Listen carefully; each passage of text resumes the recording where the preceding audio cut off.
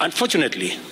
there has been many instances of excessive, unlawful, dangerous, and harmful conduct during the demonstrations and engagements, as a consequence of which many persons have been arrested and charged in courts with various offenses. I urge the criminal justice agencies to take effective measures and ensure that people who may have been innocently caught up on the wrong side of things and those not implicated in crimes be released and charges against them withdrawn. This will enable the agencies to focus their resources, efforts, and time in investigating and prosecuting serious criminal elements who took advantage of peaceful demonstrations to advance a dangerous agenda of lawlessness, anarchy, and plus our collective national interest. Consequently, I call on the National Police Service to use its mandate responsibly, professionally, and effectively in full compliance with the Constitution, with a view to promoting the national objectives of Article 238, 239, and 244 of our Constitution. All breaches and violations by police officers must be handled expeditiously through due process, with a view to giving Kenyans a police service that upholds the highest standards of integrity. As citizens of this great nation, we all have a duty to balance our rights and responsibilities at all times, so that the legitimate exercise of our rights and freedoms does not undermine our broader aspirations to remain a civilized, democratic, and peaceful country governed under the rule of law and institutions of governance for the benefit of all of us. Over the last 1 month, the livelihoods and property of many innocent people have also been destroyed, plunging them into destitution and jeopardizing the welfare of their dependents. The government of Kenya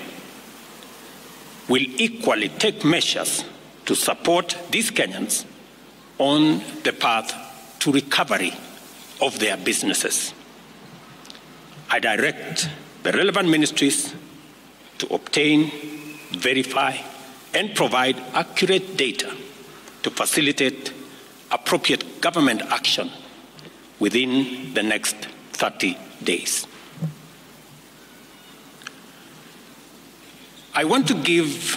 the people of Kenya an assurance that our government listens to them, and that for the last 1 month, I have led the government in engaging and listening to citizens from all walks of life as they express themselves in different forums and on various platforms. What has emerged as the foremost national concern requiring urgent and decisive action is the vexing matter of corruption and the non-negotiable desire for accountable leadership and integrity in governance. I have this to say to Kenyans: I have heard you, and I have heard you clearly. Consequently,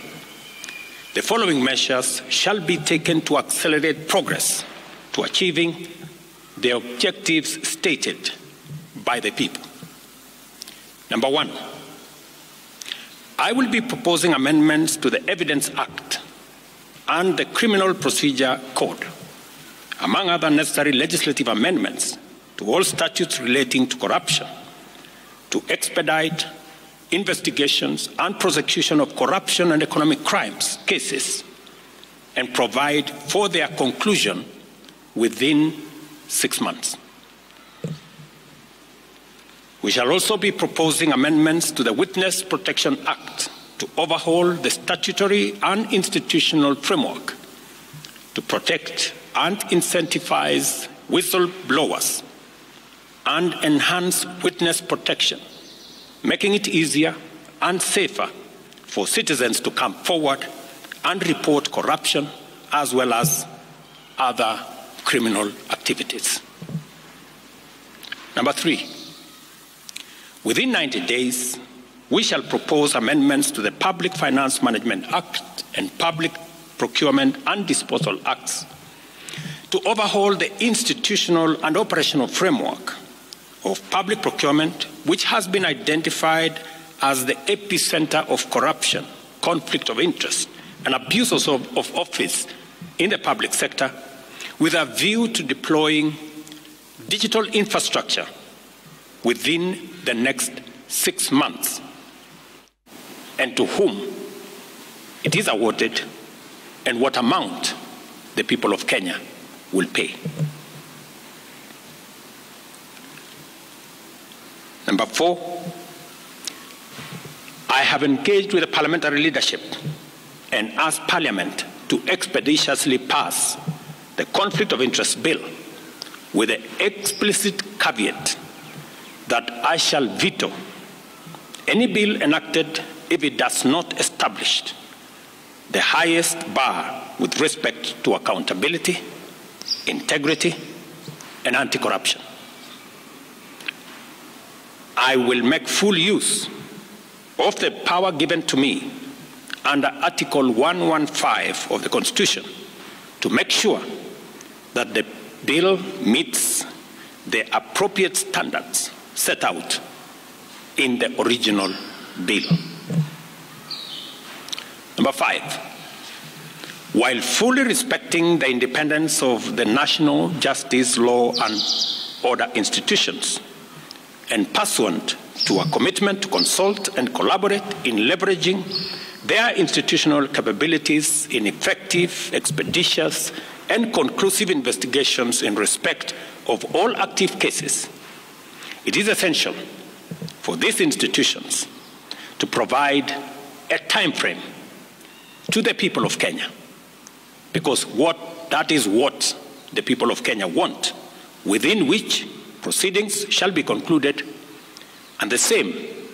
timelines clearly communicated to the public.